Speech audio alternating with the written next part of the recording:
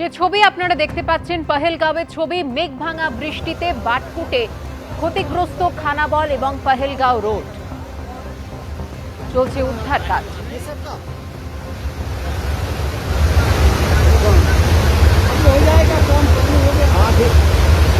मैं देख रहा हूँ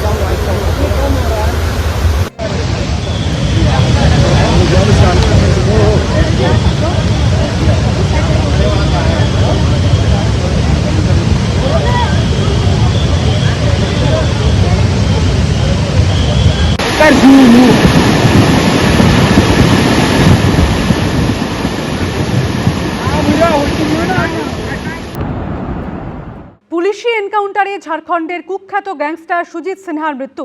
সাহিবগঞ্জ জেল থেকে ধানবাদ জেলে নিয়ে যাওয়ার সময় পালানোর চেষ্টা করে ওই গ্যাংস্টার। পুলিশের আগ্নেয়াস্ত্র ছিনিয়ে গুলি চালিয়ে পালাবার চেষ্টা করে গ্যাংস্টার সুজিত। পালিয়ে যাওয়ার সময় গুলি চালানো হয়। ঘটনাস্থলে মৃত্যু হয় সুজিতের, এমনটাই দাবি পুলিশের। টুলু মণ্ডলের নির্দেশ ছাড়া যেন কিছুই হতো না এলাকায়। টুলু মণ্ডল মানেই যেন একটা সমান্তরাল প্রশাসন, সমান্তরাল সরকার। তাই নদী দখল করে রাস্তা তৈরি করতেও পিছপা হননি পাথর ব্যবসায়ী। পরিকল্পনা ছিল সেতু তৈরিরও। ঊর্ধ্বতম আমাদের যা প্রশাসন আছে বলে আপনারা থেকে এটা করে দেন। আমরা টার্গেট নিয়েছি মোটামুটি 15 দিনের মধ্যে চালু করে দেবো। দেখে শুনে কে বলবে এক পাথর ব্যবসায়ী কথা বলছেন, বরং মনে হতে পারে সরকারের কোনো আধিকারিক সাংবাদিক বৈঠক করছেন। বীরভূমে এতটাই ছিল নাজিমউদ্দিন মণ্ডল ওরফে টুলুর দাপট। অনেকে তো বলছেন সেখানে কার্যত তার সমান্তরাল সরকার চলত। অভিযোগ, নদী দখল করে তৈরি করেছিলেন রাস্তা, সেই রাস্তায় আদায় করা হতো টোল ট্যাক্স। শুরু করেছিলেন সেতু তৈরির প্রস্তুতিও। গত বছরের শুরুর দিকে তিলপাড়া ব্যারাজ কর্তৃপক্ষ জানায় মেরামতির জন্য কয়েকদিন বন্ধ থাকবে ময়ূরাক্ষী নদীর ওপরের সেতু। সেই সিদ্ধান্তে বিপাকে পড়েন টুলু অ্যান্ড কোম্পানি। সেতু বন্ধ থাকলে তাদের পাথরের লরি বেরোবে কোন পথে? এরপর একেবারে সাংবাদিক বৈঠক ডেকে টুলু মণ্ডল জানান তাদের সেতু তৈরির পরিকল্পনা। তিলপাড়া যে ব্রিজ, মানে এপ্রিল থেকে মনে হয় এই ব্রিজটা যান চলাচল বন্ধ আছে। তো আমরা যে দুর্গতিতে পড়ে গেছি, মানে একটা গাড়ি 2 দিন 3 দিনে টিপ হচ্ছে, গাড়ি ভাড়াদের 2000 টাকার 2500 টাকা খরচ হচ্ছে। আমাকে বলেছে এবং ঊর্ধ্বতম আমাদের যা প্রশাসন আছে বলে আপনারা থেকে এটা করে দেন। এবং কাজলকে বলেছে, যেহেতু কাজল সঙ্গে আছে, অনেক লোকাল লোকের 9 জন লোকাল লোকের জায়গা আছে, তাদেরকেও সঙ্গে নিয়ে এটা বানিয়ে দিয়েছে। এটা বানাইতে এস্টিমেট মোটামুটি 4 থেকে 5 কোটি টাকার মতন খরচ হবে। সেতু তৈরির আগে গাড়ি চলাচল অব্যাহত রাখতে নদীর ওপর হিউম পাইপ ফেলে তৈরি করে ফেলেন বিকল্প রাস্তা। সেই রাস্তারও উদ্বোধন করেন খোদ টুলু মণ্ডল। অনেকেই বলছেন টুলু মণ্ডল এই যে নামটা, এই নামটাই হচ্ছে একেবারে শেষ কথা। টুলু মণ্ডল মানেই হচ্ছে এলাকায় সবকিছু, এবং টুলু মণ্ডল মানেই হচ্ছে এলাকায় সরকার। এবং এই যে জায়গায় আমরা দাঁড়িয়ে রয়েছি, যে জায়গায় হচ্ছে একটা বিকল্প রাস্তা তৈরি শুরু হয়ে গেছিল এরকম হিউম পাইপ বসিয়ে, এবং এই যে রাস্তা রয়েছে এই রাস্তা দিয়ে লরি পাস করানোর কাজও কিন্তু শুরু হয়েছিল। এটা মানে ব্যারেজটা খারাপ হওয়ার জন্য এটা রাস্তাটা তৈরি করেছিল। এই রাস্তা দিয়ে লরি বাস সবই যাতায়াত করতো। শুনছিলাম, আমরা তো এত শত যাই না, যে 4 লাইনটা ওই উপরে হবে নাকি শুনছিলাম। টুলু মণ্ডল এইগুলো ও এসেছিল, দিয়ে এখানে উদ্বোধন করে ওইগুলো সব তৈরি করে গেল।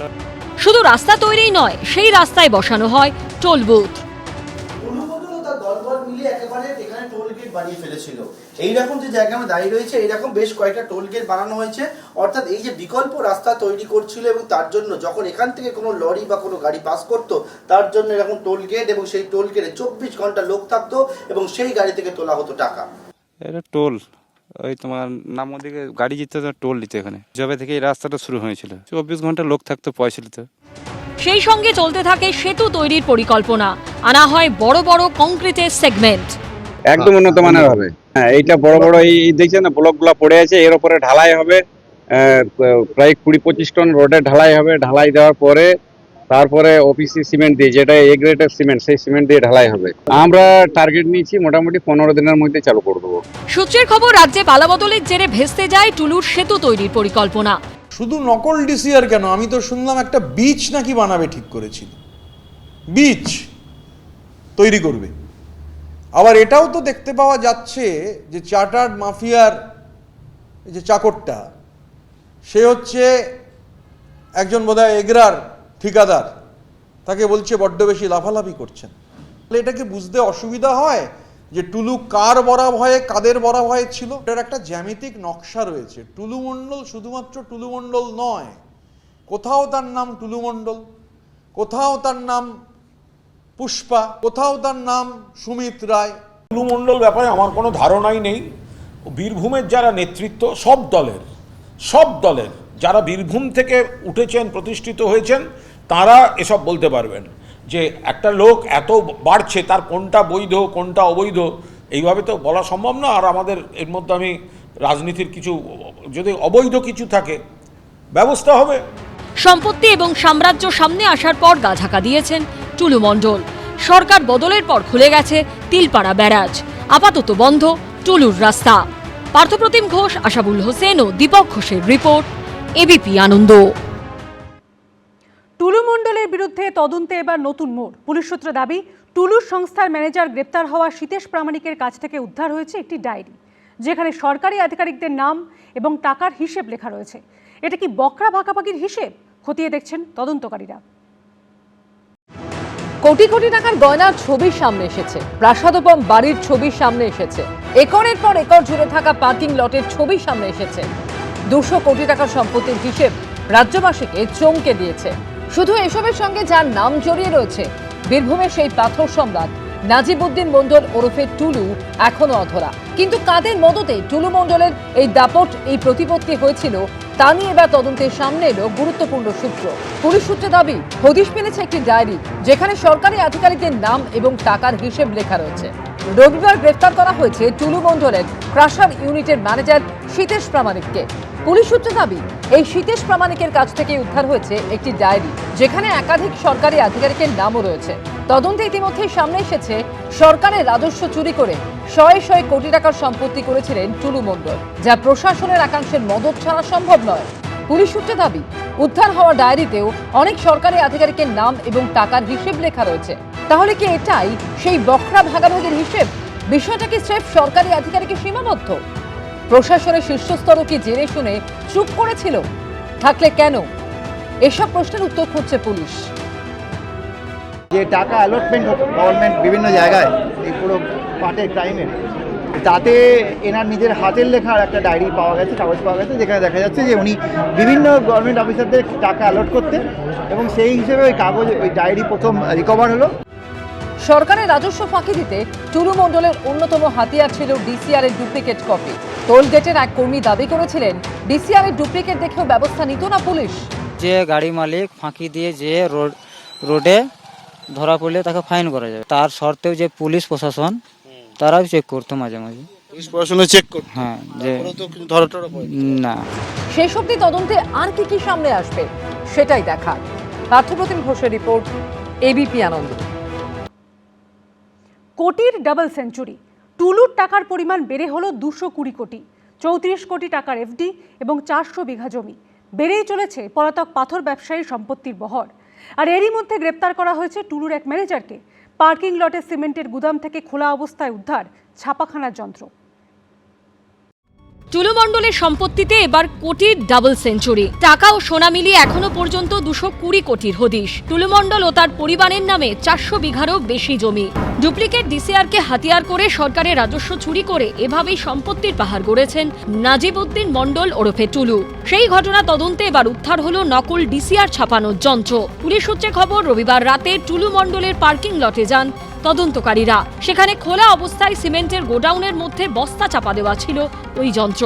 সরকারের তরফ থেকে রাজস্ব আদায়ের জন্য যে ডিসিআর ছাপানো হতো, সেই ডিসিআরের একেবারে নকল করতেন টুলু মণ্ডল, যাতে যে 4000 হয়তো লরি বেরোচ্ছে, সেই 4000 ইন্টু 250 করে পার টন হিসাবে সরকারের কাছে রাজস্ব যাওয়ার কথা, সরকারের খাতায় দেখানো হচ্ছে কত, যে 1000 লরি বেরোচ্ছে। বাকি 3000 যে ডাম্পারকে এই নকল ডিসিআর যে টুলু মণ্ডল ছাপাতো, সেই ডিসিআর কপি কিন্তু দিয়ে দেওয়া হতো।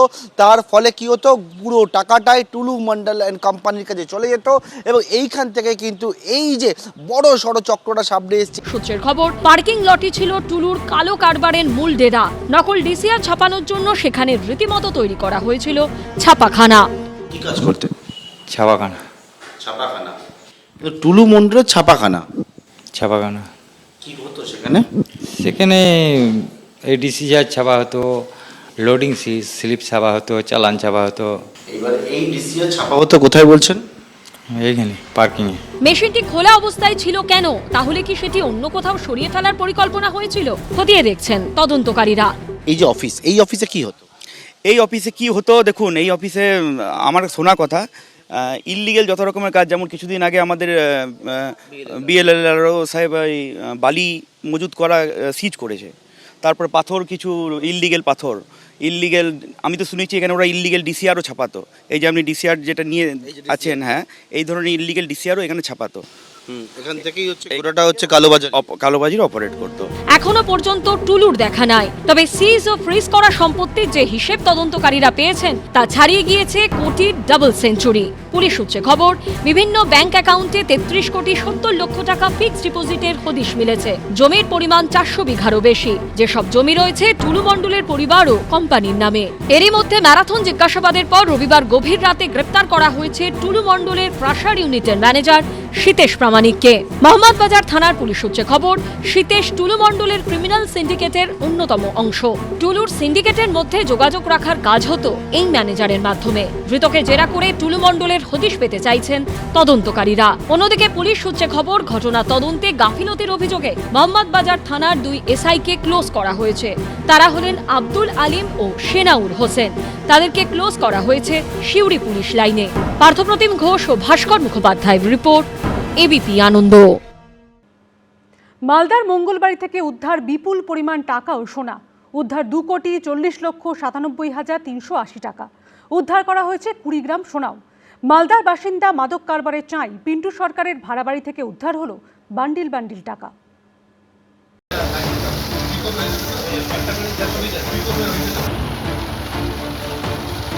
বীরভূমের পর এবার মালদা, ফের উদ্ধার হলো কোটি কোটি টাকা।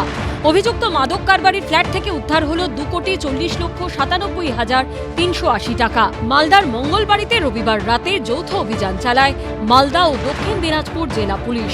মাদক কারবারে অভিযুক্ত পিন্টু সরকার, তার ফ্ল্যাটে চলে তল্লাশি অভিযান। একের পর এক নোটের বান্ডিল বের করা হয় আলমারি থেকে। টাকা গোনার মেশিন এনে রাতভর চলে বান্ডিল বান্ডিল টাকা গোনা। উদ্ধার হয়েছে সোনাও। ধৃতদের থেকে উদ্ধার হয়েছে একটি টাকা গোনার মেশিনও। এখন অব্দি প্রাইমা ফেসি যে জানতে পেরেছি যে মূল উদ্দেশ্য ওই আছে যে প্রফিটের জন্য এটা বাংলাদেশে পাচার করার, বর্ডার ফেন্স পার করে কোনোভাবে এটা পাচার করার জন্যই, এই উদ্দেশ্যেই এখানে রাখা ছিল। এবং এটাও জানতে পারি যে এরকম বিভিন্ন গোডাউন আছে যারা এরকম রাখছে। তো সেটা আমাদের উদ্দেশ্য আছে যে আমরা সব কটাকে ধরতে পারি। একাই দেখা যাচ্ছে, ফ্যামিলিতে ছিল ম্যাক্সিমাম টাইমে থাকতো। গত 5ই জুলাই দক্ষিণ দিনাজপুরের মেহেন্দ্রি পাড়া থেকে উদ্ধার হয় প্রচুর কাপ সিরাপ। গ্রেপ্তার করা হয় 4 জনকে। তাদেরকে জেরা করে মালদায় পিন্টু সরকারের বাড়িতে টাকা মজুত রাখার খবর পান তদন্তকারীরা। এরপরই ধৃত ওই 4 জনকে সঙ্গে নিয়ে দক্ষিণ দিনাজপুর থেকে এসে মালদায় অভিযান চালায় পুলিশ। প্রায় 2,40,00,000 টাকা তো বটেই, উদ্ধার হয় প্রায় 20 লক্ষ টাকা নিষিদ্ধ কাপ সিরাপ। গ্রেপ্তার করা হয়েছে ওই ফ্ল্যাটের বাসিন্দা পিন্টু সরকার, তার গাড়ির চালক গোপাল চাকি ও সাগরেদ সুশান্ত হালদারকে। 3 জন গ্রেপ্তার হয়েছে। লোকনামা কত টাকা পেলেন? লোকনামা 2,40,00,000। এখন পর্যন্ত সিজার কি কি আছে? সিজারে যে টাকা আছে, কিছু গোল্ড আছে, কিছু পেন্সিল আছে, এগুলো আছে। গত প্রায় 1 বছর ধরে স্থানীয় তৃণমূল নেতা দিলীপ সাহার ফ্ল্যাটে ভাড়া থাকছিল পিন্টু সরকার। আমরা ভাড়া দিয়েছি। ছেলেটা হচ্ছে 1 নম্বর ওয়ার্ডের লোকাল লোক, পরিচিত লোক। হোক, তদন্ত হোক, পুলিশ যেটা যদি অন্যায় করে থাকে নিশ্চয়ই শাস্তি পাবে। দল যখন ক্ষমতায় ছিল না তখন আমি ব্লক প্রেসিডেন্ট ছিলাম। দল ক্ষমতায় আসার পরে আমার কোনো দায়িত্ব ছিল না দলে। বহু ব্যবসায়ী এরকম আছে, নেতারা টাকা তুলেছে, ওদের কাছে দিয়েছে। সেই সোর্সটা খুঁজে বার করা। সাধারণ মানুষ অনেকে জানেন, পুলিশ তো জানেই, ধীরে ধীরে পৌঁছবে হাত আস্তে আস্তে। ফ্ল্যাটটি সিল করে দিয়েছে পুলিশ। অভিজিৎ চৌধুরী, সমক লাহিড়ী ও মুন্না আগরওয়ালের রিপোর্ট, এবিপি আনন্দ। বিহারের উপনির্বাচনে ধাক্কা খেল বিজেপি। সর্বভারতীয় সভাপতি নীতিন নবীনের ছেড়ে যাওয়া আসন বাঁকিপুরে হেরে গেলেন বিজেপি প্রার্থী। 3 দশকে বিজেপির দুর্ভেদ্য গড় ভেঙে জিতলেন প্রশান্ত কিশোর। তৃতীয় স্থানে চলে গেল তেজস্বী যাদবের আরজেডি। বিজেপি শাসিত বিহারে এই বিধানসভা উপনির্বাচনে বড়সড় ধাক্কা খেল বিজেপি। প্রথমবার ভোটে লড়েই জয়ী হলেন প্রশান্ত কিশোর। বিহারের সর্বভারতীয় সভাপতি নীতিন নবীনের সত্য ছেড়ে যাওয়া বাঁকিপুর আসনে হেরে গেল বিজেপি। 31 বছর ধরে এই আসনে জিতেছে বিজেপি। পুনর্বিন্যাসের আগে ও পরে মিলিয়ে 5 বার এই আসন থেকে বিধায়ক হয়েছেন নীতিন নবীন। আগে এই আসনটি ছিল পাটনা পশ্চিম, সেই আসনে একবার জিতেছিলেন নীতিন নবীন। পুনর্বিন্যাসের পর বাঁকিপুর আসনে তিনি জেতেন 4 বার। বর্তমানে তিনি বিজেপির সর্বভারতীয় সভাপতি। তিনি রাজ্যসভায় যাওয়ার পর খালি হয় বাঁকিপুর বিধানসভা আসন, আর সেই আসনে প্রথমবার ভোটে লড়েন একদা ভোটকুশলী বর্তমানে জনসুরাজ পার্টির প্রতিষ্ঠাতা প্রশান্ত কিশোর। এর আগে তার দল বিহারে বিধানসভা ভোটে লড়ে শূন্য হাতে ফিরলেও তিনি নিজে প্রথমবার ভোটে লড়েই চমক দিলেন। 3 দশকের বিজেপির দুর্ভেদ্য গড় ভেঙে দিলেন প্রশান্ত কিশোর। তৃতীয় স্থানে ঠেলে দিলেন তেজস্বী যাদবের আরজেডিকে। অর্থাৎ প্রশান্ত কিশোরের এই জয় বিজেপি ও আরজেডি দুই দলের কাছেই অশনি সংকেত। बिहार आज देश का सबसे गरीब और पिछड़ा राज्य है, तो जिस मोदी जी को, जिस भाजपा को हम लोग वोट देते हैं, एनडीए को वोट देते हैं, क्या उनकी जिम्मेवारी सिर्फ गुजरात के प्रति है? गुजरात में 1 लाख करोड़ का बुलेट ट्रेन बने, हम लोग को उससे कोई दिक्कत नहीं है, लेकिन बिहार के बच्चों के लिए भी तो कुछ सोचा जाए। রাজধানী পাটনার বুকে বাঁকিপুর আসনে 1995 সাল থেকে জিতে আসছে বিজেপি। মূলত উচ্চবর্ণ ও উচ্চ মধ্যবিত্তের বসবাস এই বাঁকিপুরে। তাই যে বিহারে ধর্ম, জাতপাত, শ্রেণী আজও গুরুত্বপূর্ণ ভূমিকা নেয়, সেই বিহারের বাঁকিপুরে বরাবরই আধিপত্য ছিল বিজেপির। এবার তা ভেঙে চুরমার হয়ে গেল। বিহারে বিজেপির প্রথম মুখ্যমন্ত্রী হওয়ার পর এটাই ছিল প্রথম কোনো ভোট। দেশজোড়া ছাত্র যুব আন্দোলনের রেশ পড়েছিল বিহারে। তারপর এটাই ছিল বিহারের প্রথম ভোট। আর সেই উপনির্বাচনেই হারল বিজেপি। জয়ী হলেন প্রশান্ত কিশোর। बांकीपुर के लोग हमारे हैं, किस कारण से हमें कम मत मिला, और पूरी विस्तृत समीक्षा हम लोग करेंगे। 2025 সালে বিহার বিধানসভা নির্বাচনে এই বাঁকিপুর আসন থেকেই 51,936 ভোটের বিরাট ব্যবধানে জিতেছিলেন বিজেপির নীতিন নবীন। 1 বছরের ব্যবধানে এবার সেই আসনে প্রশান্ত কিশোর জিততেন 18,953 ভোটে। তৃতীয় স্থানে চলে গেল আরজেডি। বিজেপির সর্বভারতীয় সভাপতির ছেড়ে যাওয়া আসনে পরাজয়ের ফলে বড়সড় অস্বস্তিতে পড়লেও গেরুয়া শিবির। মধ্যপ্রদেশের দাতি আসনে বিজেপিকে হারিয়ে গড় ধরে রেখেছে কংগ্রেস। গুজরাতের মঞ্জলপুর আসনটি ধরে রেখেছে বিজেপি, হারিয়েছে কংগ্রেসকে। এবিপি আনন্দ। এবিপি আনন্দ, এগিয়ে থাকে, এগিয়ে রাখে।